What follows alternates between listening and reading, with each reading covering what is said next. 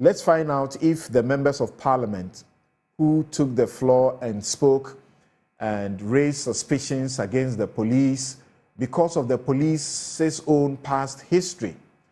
We have had a situation in Kumasi, in Ashanti region, for example, where police, were found to have told a lie in a situation where they killed people.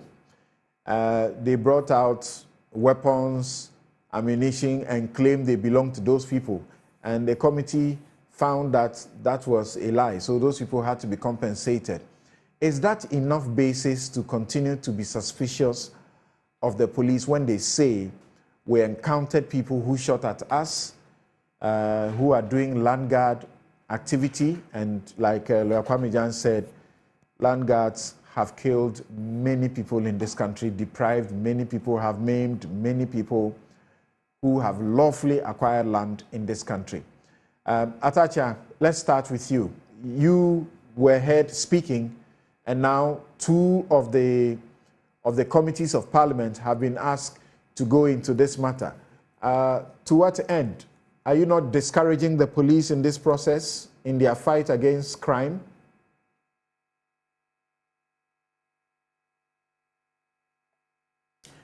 I have enormous respect for Lawyer Kwame Jan, and I do not support his opinion that because of votes, people want to bring to the fore the necessity to investigate a subject matter that human beings have died. So please, that drumming home this issue of votes, I'm telling you the truth. The NDC and the MPP have converged on a matter, which is to say that we've lost human beings. Let's pry into the matter. And we are saying so for the simple reason that we might not want to say that Landguards are not dangerous and a menace to society. We are not saying so at all. And at the same token, we are not saying that we have our saints in the police service. We are not saying that at all. Because every human institution is stamped with imperfections. And insofar as we cannot know in advance what are the content of this violence, that is what the inquiry is necessary. And I want to stress that. Today, the version you've read, their lives were in danger. We know that as a fact, that when your life is in danger, you are permitted by law to defend your life. It says so in Article 13 and it's right. And then you also pose a question that, was there any attempt to shoot back? If the police wanted, if their life were in danger because they shot at them, did they also shoot back? Was a policeman hurt and the rest of it?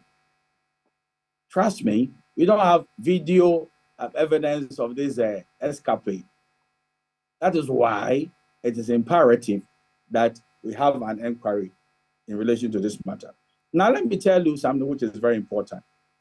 There's what they call the police service inquiry. When I was practicing law seriously, I've been into some of these inquiries where the police themselves have sort of arraigned another policeman for his waywardness and the rest of it. It has come out as one of the ways to bring discipline to bear on the service of the police. But I'm of the humble view on hindsight that if we're not careful and the police are investigating themselves, then there could be issues of bias and the issues that we should look good to the general public. And even the penal consequences of somebody's actions might not be as strong as it would have been if it were in the hands of other individuals. That is why the call that this matter should have independent investigations is very, very good. And we have also the situation of a history in which some of these police killings are becoming too many. Bear that in mind. Because now, if, as Lawyer Kwame Jan is trying to surmise, the Landguards are in the community, they are known, they even find the activities in chieftaincy matters and do armed robbery. Does the police know this? What he's telling us? And therefore, there is another development of policing in which there is not this ambulance arrangements that should engage the attention. The police should be very powerful and have community informants, and also they do submarine investigations, and they will nip crime in the bud ab initio. Is that not the case here? Is that not the case here, that they may have been following on intelligence, and then they swooped on these people at the time when they had all these weapons and allegedly shot back at them? And Kwame Jan asked the question again. Article 13 of the Constitution, particularly Clause 2, whilst the law says human life is inviolable and no one's life should be taken, it says that there can be justifiable reasons why human life could be taken, including for the defense of any person from violence, or for the defense of property, or in order to effect a lawful arrest, or to prevent the escape of a person lawfully detained, or in order to prevent the commission of a crime by that person. That it says that the police, there could be a lawful force that could be brought to bear, which is justifiable. I agree, but I'm telling you that when you talk about intelligence, is the intelligence in the ambulance chase and the theatrics, or the intelligence will even nip the crime ab initio. So when you have intelligence and the community is showing that these are the individuals and these are activities, then it doesn't start. You disarm people before, excuse me to say, they go on the crime undertaking. This is what I believe should be the specialty of our police service. Because if they claim they have intelligence, but the intelligence is only used in the theatrics and the killing, then what is the sense of the intelligence? That's what my chief concern is. So if you have intelligence, now some crimes can never start. By the time people say that they've taken their cudgels and machines, and even where they are buying their bullets from and the rest of them, they've been arrested already. So we don't see these things going. But be that as may, for my part, I am of the humble view that what the Parliament of Ghana is calling for is eminently sensible. We should go into this matter and let us come out with the findings.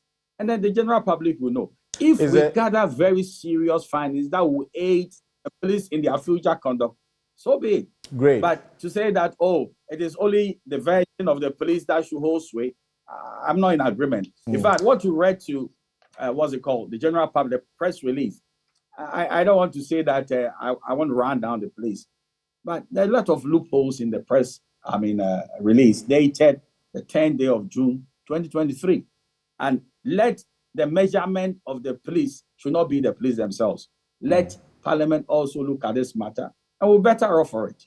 If you are not culpable, you are not culpable. But if you are culpable, then let's send the signals that in the name of holding the powers of the state, life should matter to you. And it's under extreme circumstances when the law enforcement officers themselves have their lives endangered because of operations, that these killings will be justified by law. That is all that we are saying. Nobody is saying that, we're trying to weaken the powers of the police by what we are calling for. That would be very, very unfortunate. Landguard activities continue to, to happen, to be rife in the places that Lawyer Kwame Jan refers us to, and we know them. Do you think the laws are not biting enough, even though the recent laws that have been passed, criminalizing clearly landguard activities, have taken the sanctions to such heights? People can suffer many, many years, 12+ years in jail for landguard activity. And yet, this thing goes on. It doesn't look like it's abating. Yes, because it's not the law per se that will contain behavior. We should know that sometimes the law functions post-behavior. That's when somebody has been arrested and we try and arraign the person before a court of competent jurisdiction for the person to be dealt with in accordance with law. But what is essential counsel is that we can do a lot of policing and stop some issues happening before we come and complain that, we knew that some people are in the peri-urban areas and their vocation is land guard activities. But because when you speak like that, you're giving an impression as if you live with them, but you are impotent to deal with them. If you capture all these intelligence, summaries, it's like, we know where they are. They have blended with the society. They live there. They are involved with chieftaincy matters. They also do armed robberies. And these people, if you know this is their vocation, their criminal activity, why is it that you can't disarm them before they function? And that is it. That is the real, challenge with the Ghana Police Service. They should go into these submarine activities, and those who are rehearsed criminals and patented criminals are dealt with before they inflict pain on society. Okay. But my final question to you, I'll be remiss if I didn't ask that question. Are you as concerned over the matter of the Ashaiman military brutality, which was clear, unconstitutional, illegal conduct by the military against the poor people in that community, as much as you are with this particular one? I was extremely concerned, and I was on the floor of Parliament saying that you do not brutalize the innocent to find the guilty. It's on the answer. I was scandalized that if some people have committed crime, should we punish an entire community in the hope that we'll find the criminals? It was a very outrageous situation we find ourselves. So we are not trying to sort of, do selective advocacy. It matters when Ghanaians are affected. We'd have sort of devalued our office as members of Parliament. In this case, you are doing more than advocacy. You are going to investigate. Sure, we should push it to that length, because we don't find Parliament going that full throttle. Yeah, so that's the question. Are you investigating the arrest of over 180 in Ashaiman and how they were brutalized, clearly abused? I cannot say on top of my head the final conclusion of the House when we finish the debate.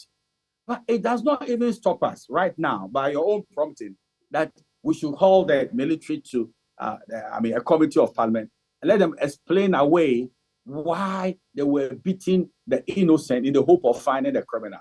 It doesn't stop us anything. And okay. I am not worried at all when we are jolted into action. Right. So I think what you brought to the fore, I could come back to you and find out what the Hansard said in relation to that military brutality. It was unfortunate. Yeah, we are aware about your comments at the time, because out of many, particularly in government or with the governing party, you were sort of, an isolation, so to speak, in dealing with the truth as it is. Yes, sir.